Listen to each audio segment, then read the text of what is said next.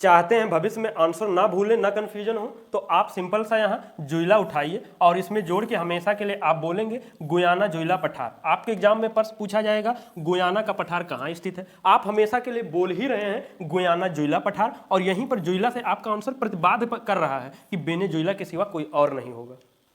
किसी भी कार्य या टास्क को करने के लिए आपके पास दो रास्ते होते हैं, एक तो बढ़िया सा अच्छा सा नए टाइम वाला स्मार्ट वर्क, और एक दूसरा होता है वही पुराना जो बरसों से चला आ रहा है घिसा पिटा हुआ। तो यह आपके ऊपर सुनिश्चित करता है कि आप कौन सा तरीका या मार्ग फॉलो करते हैं। नमस्कार, स्वागत है सिलेक्शन महाकुंभ में। यहाँ वही जो अपना स्मार्ट वाला तरीका है, उस तरीके से यहाँ जो आपके विश्व के प्रमुख पठार हैं, इसके टॉप 20 MCQ बड़े ही शानदार तरीके से एज अ टेस्ट आप सभी सॉल्व करेंगे। इसका जो डिटेल क्लास है इससे पहले ऑलरेडी हम सभी पढ़ चुके हैं, अर्थात जो होता है वो याद कर चुके हैं। चलते हैं सीधा क्लास में, और यहाँ हम लोग समझेंगे भी कि ये जो आपका पर्वत है, पहाड़ है, पठार, मैदान क्या है, कैसे है। आइए उससे पहले एक ऑब्जेक्टिव सॉल्व करते हैं। आपका पहला प्रश्न है गुयाना पठार निम्नलिखित में से किस देश में स्थित है। और मैं यहाँ आपको बता दूं बहुत ऐसे क्वेश्चन इसमें हैं जो उससे जो पहले क्लास था डिटेल वाला पठार का, उसमें ये क्वेश्चन नहीं है, तो इसलिए ये भी बेहद इंपॉर्टेंट हो जाता है। तो इसका सही आंसर क्या है, वेनेजुएला। लेकिन हम सभी का वही बार बार रोना धोना रहता है कि आंसर याद तो करते हैं लेकिन कहीं ना कहीं महीने बाद 15 दिन बाद भूल जाते हैं, ये फिक्स रहता है। तो वही ये तरीका है कि आपको जो भूलने नहीं देगा, और भूलने ना देने का देख रहे हैं क्योंकि इसको प्रश्न ही बना दिया जाता। अब यहाँ से वेनेजुएला से आप जुइला उठाएंगे और इसमें जोड़ के हमेशा के लिए आप क्या बोलोगे, गुयाना जुइला पठार। ये हमेशा के लिए अब इसका नाम ये हो चुका है। आपके एग्जाम में प्रश्न क्या मिलेगा, गुयाना पठार, और अब आप हमेशा के लिए बोल ही रहे हैं गुयाना जुइला पठार। तो इतना तो आप सभी अब स्मार्ट हैं ही कि ये जुइला से कहीं ना कहीं आंसर वेनेजुएला तक पहुंच जाएंगे। यही आपको ना भूलने देगा, ना कंफ्यूज होने देगा। अब आइए यहाँ थोड़ा समझते हैं कि पर्वत क्या है, पहाड़ क्या है, पठार क्या है, मैदान क्या है। आइए देखते हैं। इसमें बहुत कंफ्यूजन होता है, एक बार अच्छे से ढंग का समझ लीजिए कि कभी भविष्य में इसको दोबारा ना पढ़ने की जरूरत पड़े। अब आइए देखते हैं, ये आपकी जो बेस लाइन है इसको क्या मान के चलते हैं, ये समुद्र तल है, ठीक। और उससे ऊपर कितना ऊपर, 1000 मीटर। ये आपका जब कोई चीज पर्वत पहाड़ ये सब पढ़ेंगे, पठार मैदान, तो ये आपकी बातें होगी। क्या होगी कि कोई भी, जैसे ये पठार और मैदान, क्या पठार और मैदान ये दोनों भाई भाई हैं, ऐसे समझेंगे, एक छुटकऊ भाई एक बड़कऊ भाई। अब उसमें क्या है, कहने का मतलब यह है कि जो 1000 मीटर के ऊपर ऐसे आकार ले, चौड़ा हो, ऊपर भी ऐसे समतल टाइप में हो, कोना ना बन रहा हो, ठीक, तो उसको क्या बोलेंगे, पठार बोलेंगे। और जो यही चीज क्या हो, 1000 जो मीटर है उससे नीचे हुई हो, तो जो ये आकार बनाएगा, यहाँ कहीं बनाएगा, तो इसको क्या बोला जाएगा, मैदान बोला जाएगा। और सेम यही चीजें यहाँ होगी कि जो ये पहाड़ है या पर्वत है, इसकी जो आधार होगी ये चौड़ा होगा, दोनों का होगा। अब इसमें क्या होगा, जो यहाँ पर ऊपर कोना बन रहा है, तो क्या होगा, 1000 जो मीटर से नीचे ही अगर कोना बन जा रहा है तो वो क्या होगा, पहाड़ होगा। और जो ये कोना बन रहा है 1000 मीटर के ऊपर बन रहा है, तो ये क्या हो जाएगा, पर्वत हो जाएगा। बहुत सिंपल है, पहाड़ पर्वत साथ में जोड़कर चलेंगे, ये छोटा भाई ये बड़ा भाई। और ऐसे ही मैदान और पठार आप आशा करते हैं समझ गए होंगे। आप ये देखेंगे पर्वत पठार, ऐसे कुछ पहाड़, ये दोनों आप देखेंगे सेम आकार देगा, बस एक वो बड़ा है ये छोटा है। और पठार में यहाँ ऊपर कोना नहीं बनेगा, और मैदान में सेम। आशा करते हैं शानदार तरीके से समझ गए होंगे। अब अगला प्रश्न है, पोटवार का पठार निम्नलिखित में से किस देश में स्थित है। अब लीजिए, आप कितनी भी बार, ना जाने कितनी बार पढ़े होंगे, गारंटी है अगर वो 2-4 महीना हुआ होगा तो याद नहीं होगा। तो इसका सही आंसर क्या है, पाकिस्तान है। आप यहाँ से पाकिस्तान या पाक उठाते हैं, हम लोग क्या उठाते हैं, पाक उठाते हैं। तो आप इसमें जोड़कर क्या बोलोगे, पोटवार पाक का पठार।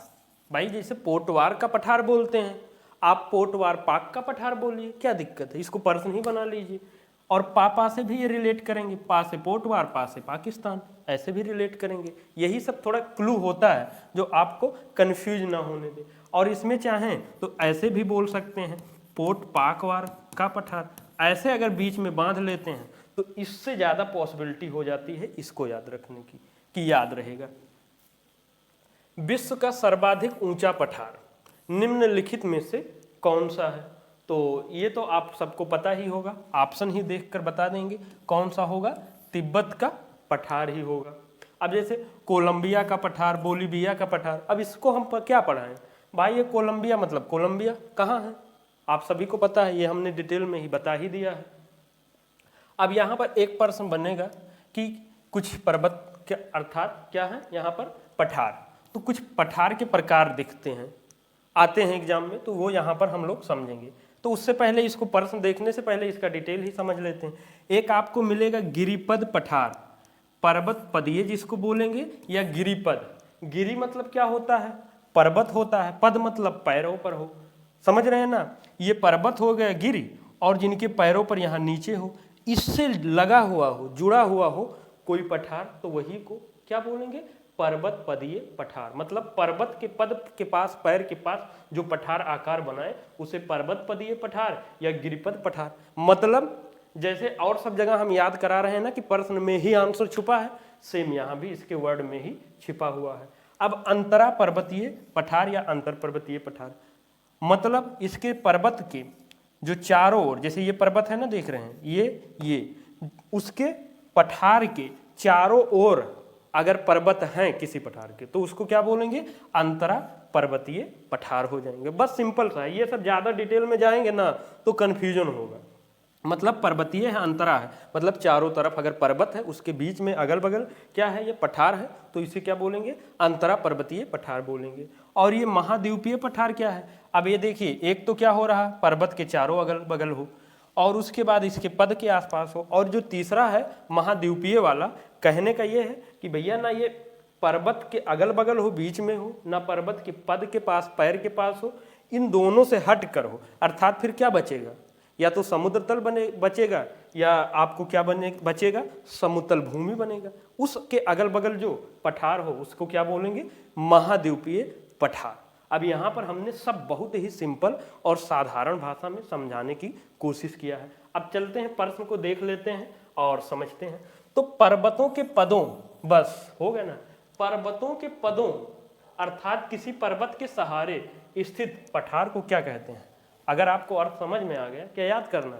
बस हो गया ना, पर्वत पदीय पठार या गिरिपद पठार कहते हैं। इस दोनों का हमने अच्छे से आपको समझा दिया है। अब मेसेटा का पठार हम लोग पढ़े ही हैं। मेसेटा स्पेन का पठार बोले हैं, निम्नलिखित में से किस देश में है? करना ही नहीं, आंसर ढूंढना ही नहीं, ऑलरेडी जब हम बोल ही रहे हैं मेसेटा स्पेन का पठार, स्पेन पेन से आपका आंसर बाध्य कर रहा है कि स्पेन ही होगा, दैट सिंपल। अब निम्नलिखित में से किस देश में पेंटागोनिया पठार? वैसे अगर देखा जाए तो इसको याद ही नहीं करना, क्योंकि पेंटागोनिया का मरुस्थल हम लोग पढ़ चुके हैं। कहाँ है पेंटागोनिया को? हम सभी क्या बोले हैं? अर्जेंटागोनिया। अब पेंटागोनिया पठार हो, मरुस्थल हो, हमें क्या मतलब है? हमें तो अपने आंसर से मतलब है ना कि पेंटागोनिया है कहाँ, अर्जेंटागोनिया हम बोल रहे हैं, तो हो गया ना, अर्जेंटा से क्या हो जाएगा? अर्जेंटा। ऐसे फायदा क्या होता है? जो सिलेक्शन से दूर करता है ना आंसर भूलने और कंफ्यूजन होने, वो सॉल्व हो जाता है। निम्नलिखित में से किसे विश्व की छत कहा जाता है? तो सही आंसर क्या है? विश्व की छत। पूरे विश्व में छत कौन लगा सकता है भाई? जो अमीर हो, बहुत पैसा हो, अर्थात पामीर का पठार हो जाएगा, ऐसा भी हो जाएगा। और नहीं तो क्या है? विश्व का पामीर छत, संसार का पामीर छत, अमीर छत, कुछ भी बोल सकते हैं। तो यहाँ पर हम सभी एक बार अच्छे से याद किए हैं, इसलिए ज़्यादा समय नहीं देंगे। अब देखिए यहाँ चियापास माइनर का पठार निम्नलिखित में से किस देश में स्थित है? आपको आगे एक मिलेगा एशिया माइनर का पठार, और एक यहाँ पर क्या मिल रहा है? चियापास माइनर का पठार। तो इसका सही आंसर है मैक्सिको में है, और इसको एक नाम और भी कहते हैं मैक्सिको का पठार। भाई जो जहाँ का उसका अन्य नाम भाई उसका दे देते हैं लोगों, ठीक। तो अब क्या करना है मैक्सिको के लिए? भैया मैक्सी उठा लीजिए, अब कुछ और मत समझ लेना, ठीक। तो यहाँ पर मैक्सी उठाएंगे और उसके बाद इसको क्या जोड़ के इस पठार का एक नया नाम देते हुए बोलेंगे चियापास मैक्सी, या आप अगर इसको बीच में जोड़ते हैं तो और ज़्यादा बेटर होता, लेकिन आप लोग थोड़ा शोर हो हल्ला करने लगते हैं कि थोड़ा वर्ड का राइमिंग इधर उधर हो जाता है, तो ठीक है। बाकी अगर जहाँ दो वर्ड में टूट जाता है जैसे चिया और पास, तो ये जो क्लू वाला वर्ड जोड़ना है तो अगर बीच में जोड़ेंगे तो इसका रिजल्ट और दुगना हो जाएगा।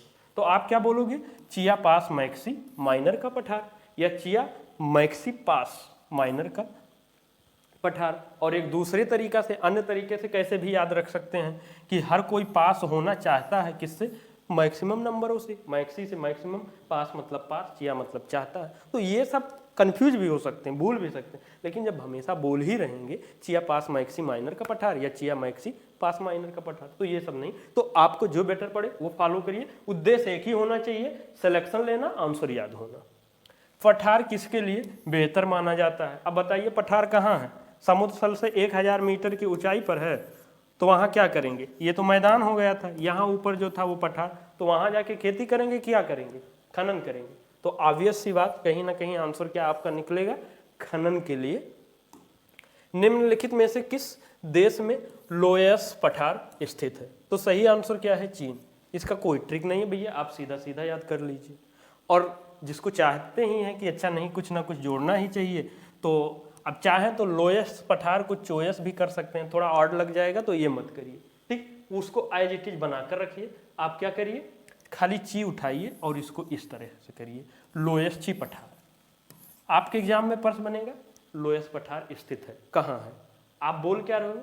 लोयस ची पठार। भाई लोयस चीन पठार बोल रहे हैं, बस क्या दिक्कत है? यहाँ लोयस पठार अलग से चीन, यहाँ लोयस चीन पठार, लेकिन यहाँ रिजल्ट बहुत बदल रहा आपका, तो आप इसे क्या बोलोगे? लोयस ची पठार। निम्नलिखित में से किस देश में अन्ना तुर्की तोलिया का पठार स्थित है? हमें देख रहे हो निकल गया, क्या निकल गया? अन्ना तुर्की तोलिया का पठार। आंसर हमें ढूंढने नहीं, खत्म। वो जो आप कहते हैं ना कि ऑप्शन दो फिर हम आंसर बताएं, वो सब जमाना गया, क्योंकि एक से एक स्मार्ट बंदा बैठा हुआ और बहुत तेज है कि आंसर प्रश्न देखा नहीं, आंसर टिक करके निकल गए और आप ऑप्शन में पड़े हो। निम्नलिखित में से किस देश में एशिया तुर्की माइनर का पठार स्थित है? आप बताएं, एशिया तुर्की माइनर का पठार कहाँ स्थित है?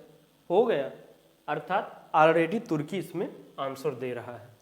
निम्नलिखित में से किस देश में टकला मकान, पठार तो छोड़ो, अब मैं इतने से ही आंसर निकल जा रहा है कि आप तकला या टकला जो बोल रहे हो ना, हम इस दोनों को हटा कर हम बोलते ही हैं चकला मकान, मरुस्थल पढ़े थे। और चा से हमारा प्रतिबाद्ध कर रहा है कि चीन के सिवा कुछ और आंसर ना होगा, ठीक। अब चाहे तो इसमें ये सब नहीं करना चाहते हैं, तकलची या नकलची कर सकते हैं, तकलची, ठीक, तकलची, और ची से आपको यहाँ बाध्य के रखेगा कि आंसर चीन होगा। और लारेंसिया का पठार निम्नलिखित में से किस देश में स्थित है? तो सही आंसर है कनाडा है। तो क्या किए थे हम लोग? बोले थे लारेंसिया नाडा का पठार। क्या बोलना है? लारेंसिया नाडा का पठार। और नाडा से एक्स्ट्रा हमें क्या आंसर निकल रहा है? कनाडा मिल रहा है। ये सब पढ़ चुके हैं इसलिए ज़्यादा समय नहीं लेंगे। अब यहाँ देखिए, जो पठार चारों ओर से पर्वतमालाओं, अर्थात पर्वत नहीं तो सोचे पर्वत हम पढ़े, यहाँ पर्वतमाला, बात एक ही है, मालाओं द्वारा चारों ओर से या द्वारा घिरे होते हैं, क्या कहलाते हैं? गिरिपद पठार। मतलब जो पर्वत के पद पर हैं, तो ये पद पर तो है नहीं चारों तरफ से, अंतरा पर्वतीय पठार। ये महाद्वीपीय, जो समतल भूमि या समुद्र तल के आसपास हो, तो ये तो होगा ना। तो कहीं ना कहीं आंसर क्या हो गया? अंतरा पर्वतीय पठार हो गया। अब जितना भी पठार संबंधित महत्वपूर्ण क्वेश्चन हो सकते थे हमने सब इंक्लूड करने की कोशिश किया है और सीधा आंसर याद कराया है, सिलेक्शन उसी से होना है। तो आप सभी एक बार जरूर बताएं, इसमें नियर अबाउट कितने 15 क्वेश्चन थे। आप सभी कमेंट में बताएं कि जो वो पहले क्लास अटेंड किए थे कितने आपके मार्क्स सही हो रहे हैं, और सही सही बताइएगा, वही आपको सिलेक्शन तक पहुंचाएगा। और ये आप सभी के सुविधा के लिए नंबर दिया गया है, आप यहाँ संपर्क कर लीजिए। कोई भी क्लास PDF संबंधित, अपने करियर संबंधित यहाँ संपर्क कर सकते हैं। और लाइक कमेंट शेयर करना ना भूलें, जिससे आप सभी को और रेगुलर क्लासेज मिलता रहे। और सब्सक्राइब कर ले लीजिए, बेल आइकन हिट कर लीजिए, जिससे कोई क्लास ना छूटे। और टेलीग्राम यहाँ चैनल से जुड़ जाइए, आपको सभी क्लासेज के लिंक PDF सूचनाएं मिलते रहेंगे। इन्हीं शब्दों के साथ में सिलेक्शन महाकुंभ परिवार से जुड़ने के लिए एक बार पुनः बहुत बहुत धन्यवाद। जय हिंद, जय भारत।